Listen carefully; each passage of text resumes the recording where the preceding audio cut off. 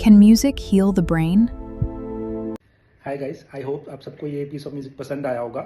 And आज हम obviously इसी टॉपिक पे बात करने वाले हैं, बट उससे पहले अगर किसी को भी पता है ये पीस ऑफ म्यूज़िक क्या था, मतलब who played this music, who created this music, तो कमेंट सेक्शन में ज़रूर बताइए। एंड चलिए तो बात करते हैं म्यूज़िक पे।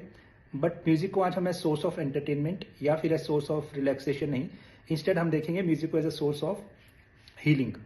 तो बात लगभग एंशियंट ग्रीस की है, जब पाइथागोरस ने देखा कि म्यूज़िक जो है अपने बॉडी और माइंड में एक तरह का सिंक क्रिएट करता है। इसी तरह एंशियंट इंडियन स्क्रिप्ट्स में भी इस चीज़ का मेंशन किया गया है।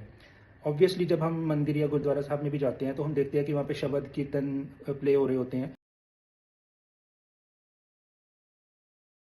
इस सब कंसेप्ट का ओरिजिन उसी टाइम से आ रहा है कि म्यूज़िक एक सोर्स ऑफ हीलिंग है फॉर आवर बॉडी और माइंड, एंड उसको देखा गया था कि as source of our connection with the god. तो सोर्स ऑफ हीलिंग कब से शुरू हुआ? तो बात है लगभग वर्ल्ड वार के टाइम, जबकि बहुत बहुत सोल्जर्स को, वुंडेड सोल्जर्स को हॉस्पिटल्स में लाया जा रहा था।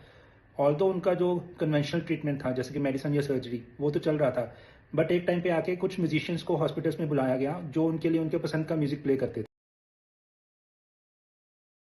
म्यूजिशियंस के म्यूजिक प्ले करने के बाद सोल्जर्स में हीलिंग और मोटिवेशन और इंस्पिरेशन काफ़ी ज़्यादा बढ़ गए। एंड उसी टाइम से म्यूज़िक को साइंटिफिकली देखा जाने लगा, एंड इस पे रिसर्च शुरू की गई कि क्या म्यूज़िक एक्चुअली अपनी बॉडी और ब्रेन को हील करने में हेल्प करता है।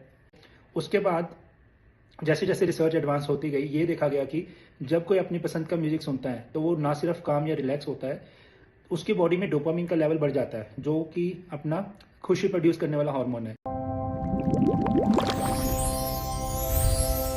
And at the same time जो कि कॉर्टिसोल है, जो एक स्ट्रेस हार्मोन है, जबकि वो इंक्रीज क्वांटिटी में होता है तो बॉडी को डैमेज करता है, उसके लेवल्स काफ़ी हद तक कम हो गए।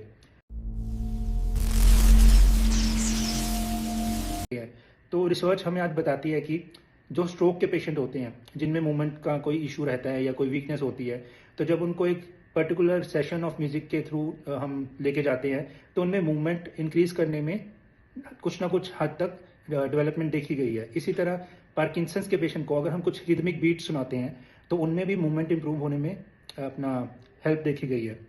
इसके बाद अगर बात करें डिमेंशिया के पेशेंट्स की, डिमेंशिया के पेशेंट में जब हम उनको कोई उनका पुराना फेवरेट गाना सुनाते हैं या फिर उनको हम उनका पसंद का भी म्यूजिक सुनाते हैं तो वो भी कुछ हद तक उनको अपनी मेमोरीज रिकॉल करने में हेल्प करती है। तो इसी तरह काफ़ी सारे डिजीज़ में म्यूज़िक का रोल अब ऑब्वियस होने लगा है। Great! बट कभी भी हम म्यूज़िक को सिर्फ और सिर्फ सोर्स ऑफ हीलिंग या ट्रीटमेंट की तरह नहीं देख सकते हैं। ये हमेशा एक एड ऑन थेरेपी ही रहता है, जैसे कि फिजियोथेरेपी या फिर अपना स्पीच थेरेपी। तो अगर आपको अपने किसी रिलेटिव को या फिर अपने को क्लोज फ्रेंड को जो कि किसी तरह की ब्रेन इंजरी से सफ़र कर रहा हो, अगर आप उसको हेल्प करना चाहते हैं तो डेफिनेटली उनको आप म्यूज़िक थेरेपी सजेस्ट कर सकते हैं। और हाँ, कुछ प्रोफेशनल म्यूजिशियंस या थेरेपिस्ट होते हैं जो कि आपको एक plan structure of music suggest करते हैं, जिसके थ्रू आप अपने बॉडी को, अपने ब्रेन को हील करने में हेल्प कर सकते हैं। आई होप आपको ये इन्फॉर्मेशन पसंद आई होगी, और अगर आप चाहते हैं कि मैं ऐसी और वीडियोस बनाऊं और आपसे आपके साथ शेयर करता रहूं तो मेरी रिक्वेस्ट है आप चैनल को सब्सक्राइब कीजिए, Neuro Care the second opinion, and इस वीडियो को लाइक कीजिए और शेयर कीजिए।